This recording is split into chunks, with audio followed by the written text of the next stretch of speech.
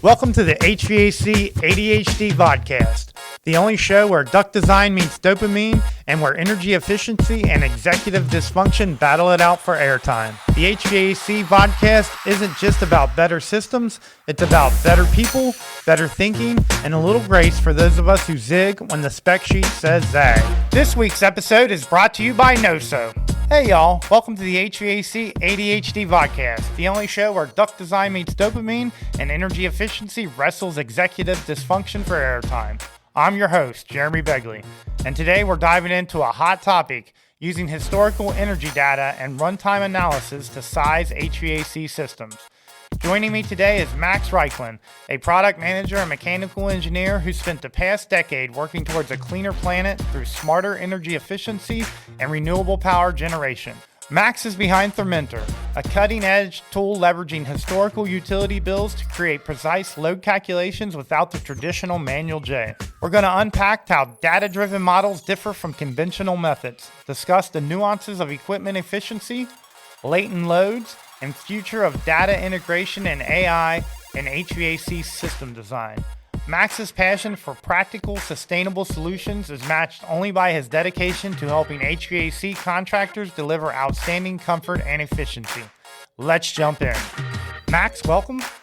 Go ahead and tell us a little bit about your product and yourself. Yeah. Thanks for having me, Jeremy. It's good to be here. I guess briefly, I work for a company called Clean Power Research. We mostly do software for kind of in the utility space. We sell products to utilities, electric utilities. But we're kind of branching out. We're really interested in like how we can help solve various energy problems with data. And this was one that our founder, Tom Hoff, was really excited about. So we're kind of jumping into a new industry, a new space, and that's with our product Thermentor, which is not actually for sale yet. The version that we have is free, and you could just come to Thermentor.com and try it out.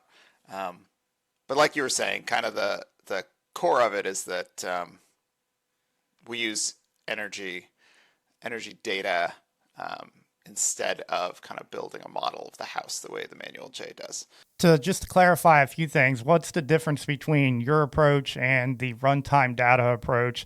And is there any crossover between that approach with your approach? Yeah. Actually, it's really interesting you mentioned that. I don't know that I've had a conversation explicitly about that detail, but there's a lot of crossover between the runtime approach and what we're doing. So, if we think about the manual J, and it's not the only one, right? Like, if you're into building modeling or building performance or anything, like if you know Energy Plus, like there are other tools out there where you kind of build a model of the home from the bottom, right? You like say, well, this is what these walls are made of. This is how they're framed. This is what's inside of them, right? And so those are, I would call those bottom-up models. They're like kind of constructing the home from sort of first principles, like how would a home built like this behave? Like how much heat would it leak?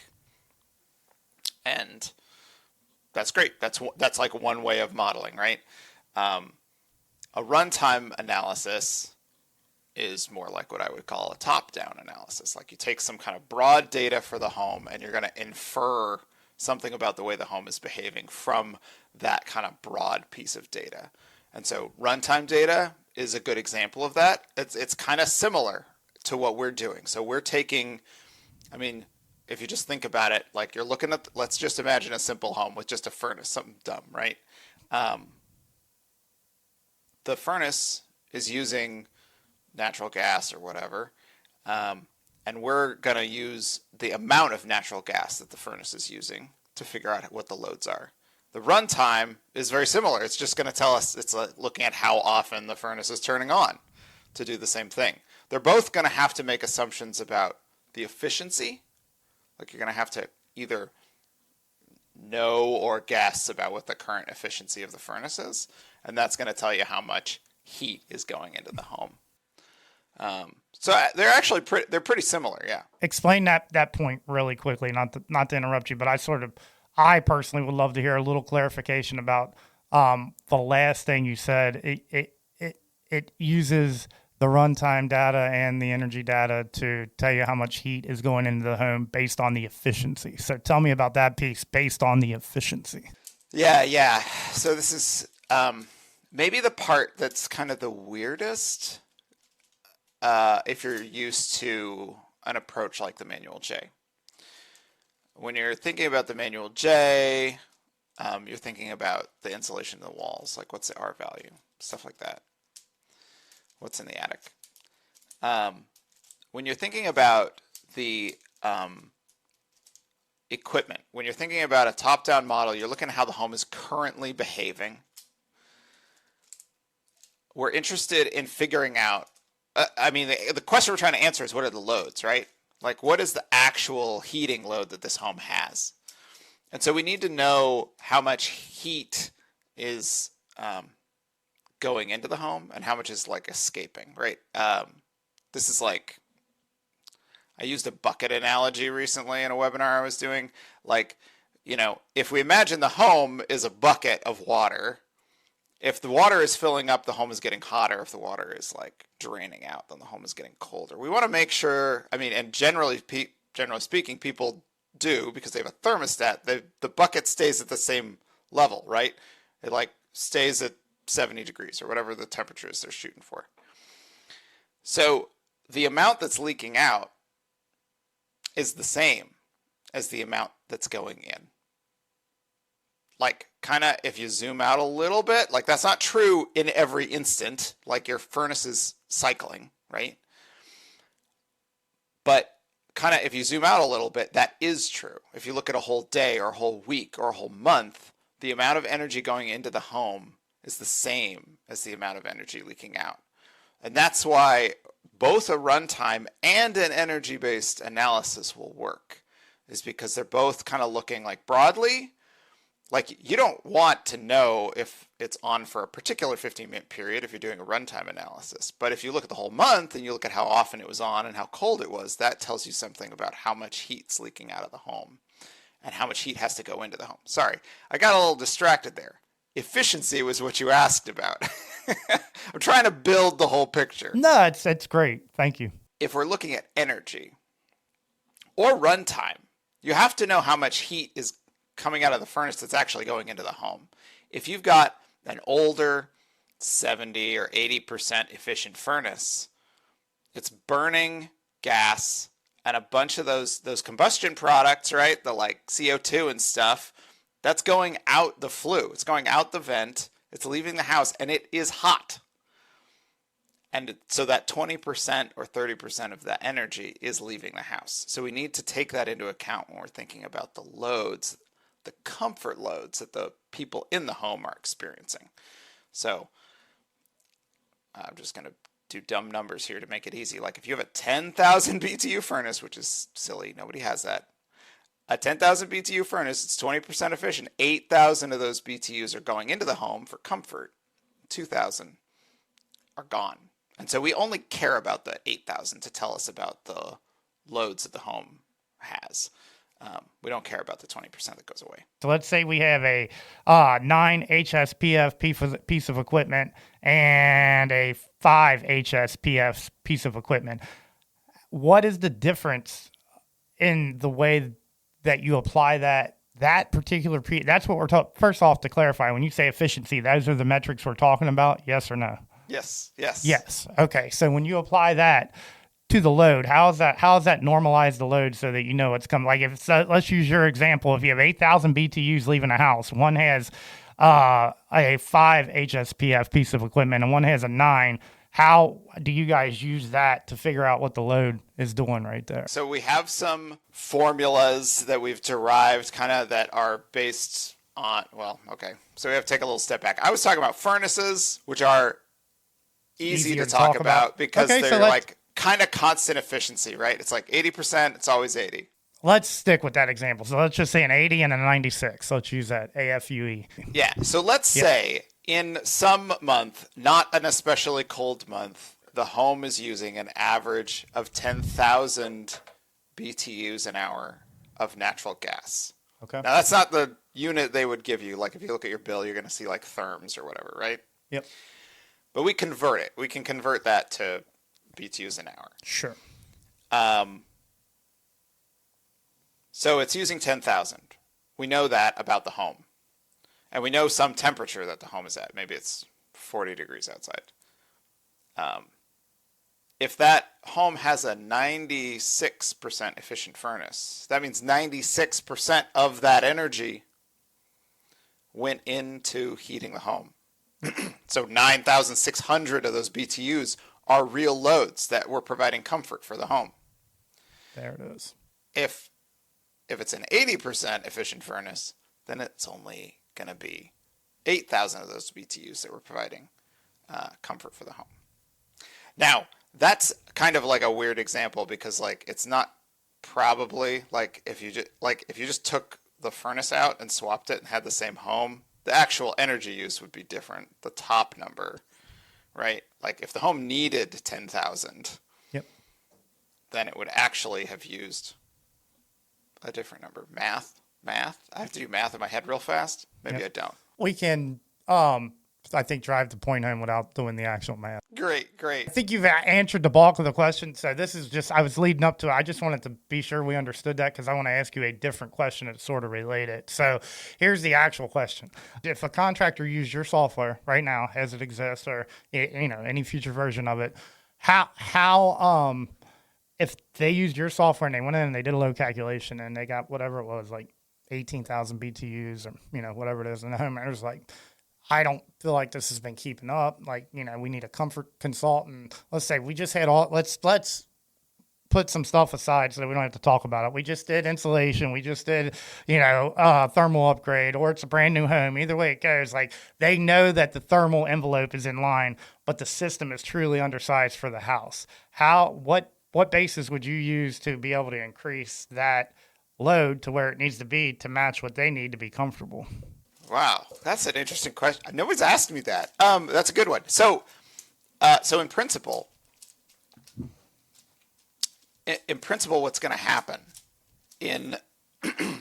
I've never seen an undersized system in the wild, so this would be interesting to see. But what you're describing is like a true undersized system.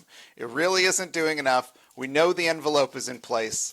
What's going to happen is you're going to see that energy use rise until it hits the limit for that system, and then it's going to level out, right? It's going to flatten out. So right now, Thermentor is not like really designed to handle that case because it's unusual. But let's say it happened. You'd want to look at the model because we show the model. You can see like kind of how the energy use goes up in the cooling season and in the heating season. And what you ought to see is that there's like a kink in it and it flattens out. And what you would actually want to do, and we would want to like build support for this if this turns out to be like a real thing that happens, is like keep the line going. Because the secret sauce here that is true for runtime analysis, it's true for our energy-based analysis, is that the main thing that drives heating and cooling loads is the outside temperature. And the home is going to behave in a pretty predictable way because of that outside temperature. It's just going to that loads are just going to go up consistently. And so what you could actually do, if you imagine, I'm going to draw a picture with my hands. If you imagine that this is the part where it's going up and this is the part where it's flattening out, you could just follow that line out to that design temperature and you'd know kind of what that design system ought to be. And still maybe not do a manual J. Now it does depend, of course it depends on things, but it may be more appropriate to do a bottom-up model in that case, depending on what data you have, yada, yada, yada. And so you just brought up design temperature. That was one of my other questions that I wanted to hit on a little bit here, just for an understanding of how the software works. Are you normalizing your load calculation using ASHRAE weather data in any way, shape, or form right now? Is that? Yeah. So right now we're not using ASHRAE's data. We're using our company, CPR, Clean Power Research, has another product, a data product called Solar Anywhere, which is primarily a solar irradiance product. It's used in the solar industry.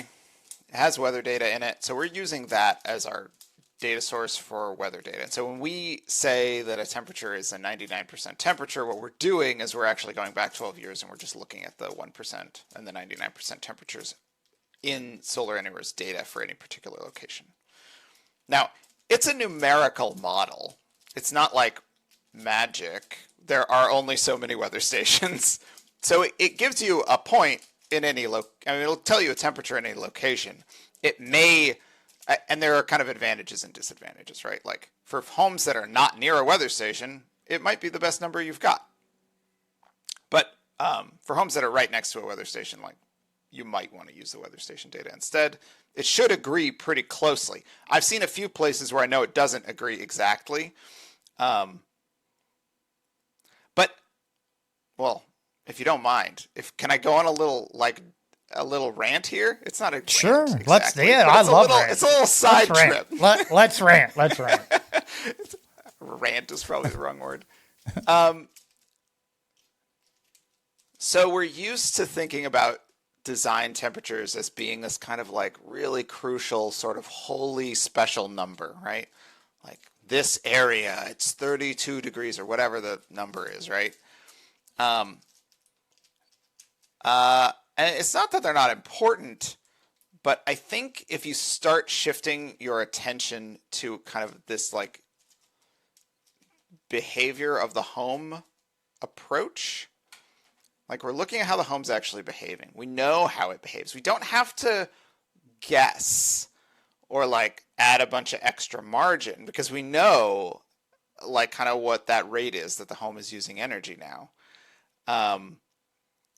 And so if the homeowner, let's just forget for a second that there's like municipal rules about this, right? Like there's states and there's counties and there's all kinds of rules. But forget about the rules for just a second and the code requirements. Let's say you're with a homeowner and you know the design temperature in this place is 10 and the homeowner is like, I am just worried and I want it to work at 0. Instead of like guessing how much more you need to add on or like, adding a kind of arbitrary buffer to it, you actually can just change the number. Like you can just say, okay, well, we're going to design for 0. Our line is just going to keep following up to 0. And the load is whatever at 0. And then you select equipment based on that. So like design temperatures are important, but they don't matter unless you have a good model for how the home is behaving anyway. If you're already feeling nervous about your model that you're having to add 10%, 20%, 30% onto it to be like, make sure you've got it. If you're already, well, let's just assume there's no insulation in the walls, then like this is going to be a more data-based approach. I know you're scowling at me. You're like, I don't know. No, I'm thinking it through. So I'm asking myself, do I know what you mean by adding 10 or 20% on there? That's really what I was thinking about there. So like when you're saying, are you saying like, are we pontificating on if there's a contractor in the field hypothetically that uses a tool like Manual J and he's saying, oh, I'm not comfortable with this, so I'm going to put my thumb on the scale, so to speak. Is that what you mean? Or are you saying? Yeah, that's what I'm thinking about. I'm thinking about thumbs on the scale. I'm thinking about people that are like, they're just worried because they don't know, right? Because you can't see in the walls. Yep. It's hard. Right. It's a pain. I know. And so instead of needing to do that, instead of feeling like you should do that, like if you're feeling that fear, like this is a data-based way to kind of like avoid that. Sounds a little crazy. Like you don't have to look in the walls if you're doing a runtime analysis or an energy-based analysis. You just look at how the equipment is. No, I get that part. I hope everybody gets that part. Like there is value in the fact that you're looking at what the house is using right then and there for the past couple of years. And so the only reason we do the model the other way is to figure out what the house would have been using during those years. So if you already know that information, then it's a good starting point, or at best or at worst a true up point. So let's talk about what that would look like for a minute. I know there's a lot of people that are curious. I've seen it online that are saying, what if we had a tool? And I saw somebody that says they do kind of have built one that does this, or they were saying they had it or something like that. But what if we had a tool that used utility data to true up a manual J load calculation? What's that true up look like? Like how, just logistically real quick, talk us through how that would work if we did something like that. Yeah, that's a great idea. And there are a handful of tools that do stuff like that. Like calibrated models are a thing that have existed, Sure. right? Yep.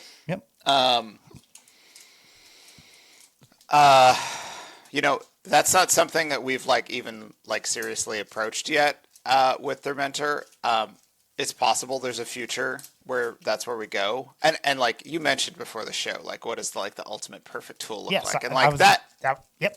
It's probably something like that where you kind of you have the models converge, right? You're like, well, I think the building is built like this and it's using energy like this, and we find the point where they agree. And that gives you clues about other facts, right? Like,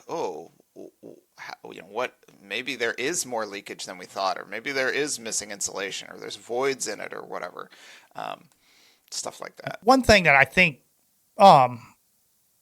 we might be throwing the baby out with the bathwater a little bit if we just stepped all the way away from manual J and went one way or the other, besides the obvious stuff, is that if a contractor's doing an actual walkthrough manual J in the house, then they are identifying, or they should be identifying opportunities for thermal improvement in the home. Like that's what it really should. I mean, if you're a savvy contractor and you're taking the time to do a really detailed load calculation, not just using, historical housing data or something like that for the thermal values, then you are going to be able to put your eye on a bunch of stuff that you otherwise wouldn't. And that turns into dollars and cents if you want to think about it that way. So that's one piece. The thing that you're doing, I love the way that it works, but it does bypass that particular step, and I think there's some value in that.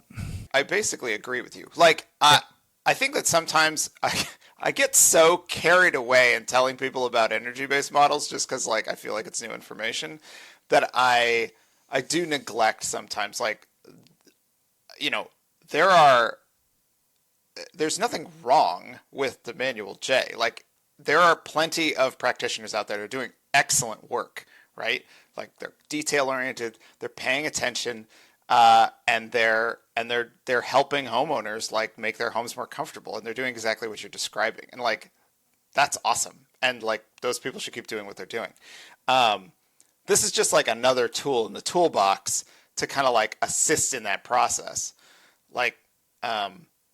Folks that I've talked to who are using Thermentor now, they're using it as kind of an initial pass or as a sanity check, right? When their first load calculations come back and they're like, that's higher than I expected, I don't think that's right.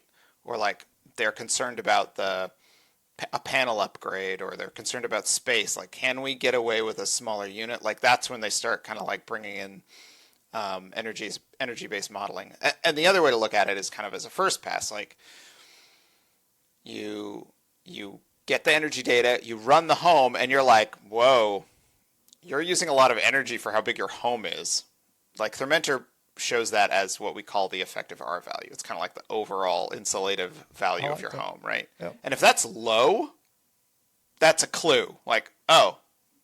We should are you uncomfortable because your home is using a lot of energy, and so it's probably not well distributed, right? You probably have hot and cold spots, or some rooms are not being heated, something weird's going on, and that can kind of help guide those conversations. Back into that conversation exactly. A little bit. Yeah. This week's episode is brought to you by NoSo. Ready to 10x your technicians? Field service teams are missing out on revenue. NoSo's AI ensures you capture every opportunity and finish every job with zero paperwork. From diagnosing tricky issues on site to automatically writing up job reports, their AI assistant, NoSo, supports your technicians at every step. To learn more about NoSo, Click the link in our show notes or head to their website at noso.so. Talk about the elephant in the room, which is latent load. I know there's people. Do you have any anecdotal information of people using your tool in places where latent load is a thing? I know when we talked previously, Max and I had a great conversation. I had wrote in a blog article about throwing the baby out with the bathwater, so to speak, for these type of tools versus just getting rid of manual J. And him and his team immediately reached out, and we had some great dialogue, which led to this particular interview here. So thank you for that. Thank you for reaching out. I loved the conversation and all that, and I love that we're here right now. So let's talk about latent a little bit, because I know people want to know, how the hell are you handling this? Yeah, that's a good question. So right now, I mean, to be perfectly honest, we're not handling latent right now. Like if you go into the tool today, like we're going to estimate a cooling load, but it's not going to include the latent. It's sensible only. We're rolling out this week a more sophisticated analysis of existing cooling systems. So it is going to be looking at how your home is cooling. So we talked a little bit about the idea of the heating side, right? Like the 80% efficiency and stuff. The cooling side is similar. It's just that the efficiency is different, right? Because you got like a SEER value or a SEER 2 value. And so we're going to be looking at that to kind of like figure out what that comfort load looks like for your home.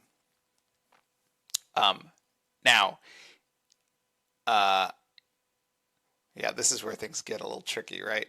So if you've got an oversized air conditioner that isn't necessarily providing good humidity control because it's oversized, it's cycling, we'll be able to kind of see that latent load in there, but we won't be able to separate it today. So we won't be able to say, oh, this much of it is latent. We know that your air conditioner is like handling latent because there is humidity in your air, but we don't know how much it is. We're going to be rolling out another feature, I hope this quarter, where we're going to do a more in-depth analysis that's going to be a little, that's going to help us know what the bias is there. We're going to say like, okay, the humidity is X in this month, and we know your AC was running this much, and like that's going to start to give us some clues about like what that division is on the latent. But it's definitely like a trickier problem than just heating, right? It's like sort of fundamentally different. Like how much is happening is not related to the outdoor air temperature, right?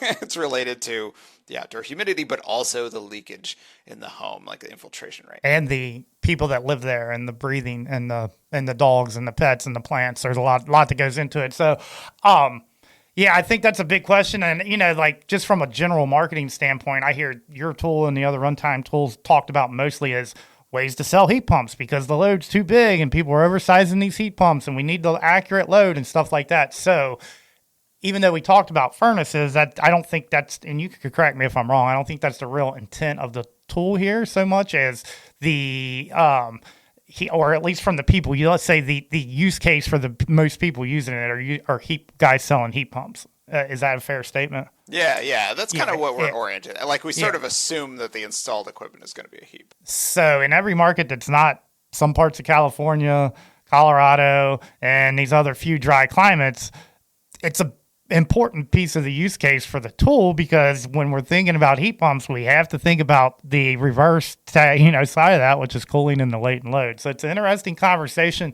I think your guys' tool is great, and you're thinking the right way. So I'm excited to see where you go with it for sure. So along those lines, as we're wrapping up here, tell us your vision, your guys' long-term vision, your 2-year, your 5-year, your 10-year. What do you see your tool looking like? And 10 years. Who can even imagine that far? Not me, but I still got to ask the question. So right now it's free, right? Like we have a free version. We want to make a version that is like worth it for you to buy it, right? Like we want to make something that's really like delivering value for contractors, that saves them time, that makes it easier for them to sell,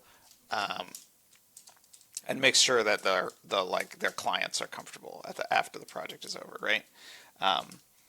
And maybe to like maintain that continuing relationship with that homeowner. So, you know, we're kind of early still. Like we've been working on this, you know, most of this year, and like I just said, like it's not handling latent very well right now. Like we need to like build some more features into it to make it really, you know, pop. Yep. We'd like to launch it kind of for sale next year. And so then over the next couple of years, we'll keep kind of adding features to it so that, you know, it is able to provide that value. Sure. You know, there's a lot of, there are a lot of stories, I think, that we can tell about people's homes with data that wasn't available 5, 10, 20 years ago. Yep. And I think that as we all get comfortable with that data and we all get comfortable with collecting it and using it, then I think those stories will start to come out and really help the industry and help homeowners. So that's kind of very broadly what kind of we're thinking about. As a follow-up question, this popped into my mind, so I'm going to say it. That's what ADHD does to you. But what, if anything, how, if at all, do you see AI, the way AI is moving, that technology fitting into what you're doing there? We're looking now at employing some LLMs, some AI to support the process. In particular for the like data collection stuff, like helping the homeowner figure out what they need to give to us to help us do our analysis. Sure. So that it doesn't kind of land so squarely on the contractor to find that stuff. You know, obviously we're already like using like nowadays you'd call it AI, but we've been using machine learning to do the modeling for a long time. Sure. And so we're going to keep kind of leveling that up, but that's not really using like the kind of new fancy AI, that part. Yeah. That's more traditional. What does, just out of curiosity, what does the upload process look like getting the utility bills into the software? Is that a heavy lift right now, or is that something that you think is going to get better over time? Or it's definitely something that's going to get better. It's like that's one of the like key things that we're working on right now. So right now you can enter, you still have to put in the numbers. You just have to type them in. We're rolling out delivered fuels this week. So you have to for delivered fuels, you have to tell us when was the delivery? How much did it cost? How much was delivered? And you have to give us several deliveries, right? And oh yeah. You just got to go dig up your bills and find them. And the same thing is true, if you're doing natural gas or electricity, you kind of got to go find your bills. You can log into your utility. You can go find your bill. You can tell us the billing amount, the dollars that you spent, or you can tell us the energy, 100 therms this month. And so either of those approaches work, and we're going to kind of keep building support for those. We have a big utility rates database that we use for this stuff to kind of help us with that analysis. So right now it's manual. It's not terrible if you're know where your bills are. If you don't know where your bills are, it's probably kind of a pain. And so we're going to roll out some additional strategies that kind of help folks that are I don't know. I don't even, there's a thing in my closet and it heats my house. That's all I know, right? We need to help that homeowner more. So we're working on that. A long time ago in my past life, it's still part of this life, but when I was doing home performance, we used tools like Treat and Recurve and some of these optimizers, some of these tools that have a utility bill calibration in it. And I know the dream back then was if we could just get the utilities to let us access the bills from a high level, then we wouldn't even have to bug the contractors. Then smart meters started coming along. People were like, if we could tap into the smart meters, then we wouldn't even have to bug the homeowners. But here, as we sit today, we're still bugging the homeowners. So the utilities are, I have a lot of experience dealing with the utilities and asking them for things, and they are a fickle beast. So it's very hard to get anything usable, and they lean on privacy as the reason for that, but we all know that that's probably less of a reason than some other things. So I was just wondering if you guys had tried or made any headway in that regard at all. We do not have any like magic bullet there. Like our company, in our other products, we do sometimes do integrations where we're able to get energy data directly from the utility. And so, that's something we could do in the future. It's certainly something we're open to doing if we can like partner with the utility. It's not going to be like a nationwide thing in any kind of short term. And most of the utilities would rather buy your tool than partner with you. That's the other thing too. They're like, if it works how you say it works, then maybe we should just buy it and internalize it. Yeah. I mean, the other thing that's hard is that there's not just one utility. Like this is something I run into all the time. Is like, what the electric utility would be like, we want to do this. We're interested in heat pumps. We don't have any idea how much oil people are buying. We don't have any idea how much gas people are buying because we're not an integrated utility. And it's like, even if we can get their electric data from that utility, we can't get the gas data. We can't get the oil data. So it's like, it's so fractured. It's so fractured. So I was literally just this weekend, I was like, how could I get my energy data off my smart meter? I can't. I mean, there are utility programs that exist where you can. Yeah, and that's, you get online and you're like, I can't do that. And somebody's like, I can. Like, okay, good for you, but you're not in our market, so that's not happening here. Exactly, yeah. And there's like 1,000 electric utilities, more than 1,000 electric utilities in the country. So it's a really tough problem. It's sort of silly. It's kind of, it's depressing, but that's the magic bullet is and I don't think it's like a business bullet. I think it's like, we need to coordinate as a nation or something to like make this data more available, because I think it would make a lot of, work in home services just like way easier. Oh yeah. And the utilities don't want it. This is my opinion. Nobody said this but me, but in my opinion, from what I have seen, the utilities do not want that data being publicly available like that because they manipulate it in certain types of ways. And I'm not going to go into that, but that's there are things that happen behind the scenes that you don't see before all of that is released into your bill. So yeah. The like estimated usage, there's like some like gentle massaging, I think, that happens sometimes. It happens more for some utilities than others, and it depends on kind of what kind of meters you've got and stuff like that. So yeah, I've seen it. It's tricky to deal with. It's an interesting landscape, that's for sure. All right, I think we're running up against our time here. You got anything that you want to leave the audience with, or tell everybody, coming features, what to watch out for? Your website, anything you want to plug? Yeah. I mean, just like I said, if this sounds interesting to you, if you want to learn more about kind of energy-based load calculations, like come check out Thermentor. We're at Thermentor.com. That's TherMentor.com. It's your mentor for therms, right? And like I said, we're rolling out some new features hopefully this week. I think they're going to go out this week, which is we're going to have better analysis of existing air conditioners. And we're going to have delivered fuels. So you'll be able to put in, if you have oil or propane delivered to your home, we can analyze those starting this week. And if you're a software company or something and you think that it'd be fun or interesting to chat with us about integrating with Thermentor, we'd love to talk to you also. Awesome. Thank you, Max. Thank you for coming on and reaching out. We'll talk again soon. I'm excited to see where this product goes. Thank you very much. It's been good to be here, Jeremy. Thanks for having me.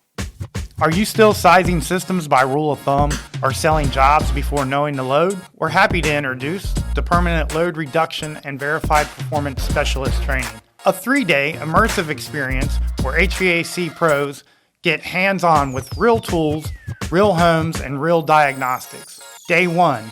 Learn how to find and fix the load with building science-backed methods. Day 2, get certified as a MeasureQuick user and airflow diagnostic specialist. Day 3, bring it all together with advanced permanent load reduction strategies and verified system performance on a real home. This isn't just theory, it's permanent load reduction and verified performance, the kind that sticks. It's time to stop guessing and start proving. Sign up today at www.hvac2homeperformance on our training page.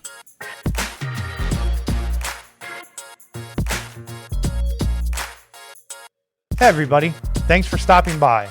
If you'd like to learn more about the podcast or HVAC 2-Home Performance and any of our services, be sure to check us out on our website at hvac2homeperformance.com.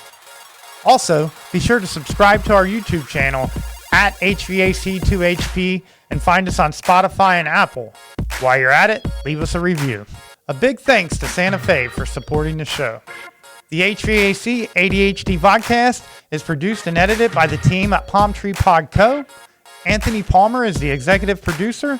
Bo Patton is our technical director. Nolan Gray is our audio engineer. And Caitlin Krings is the head of digital. The content for this episode is created by me. Hooday, go Bengals!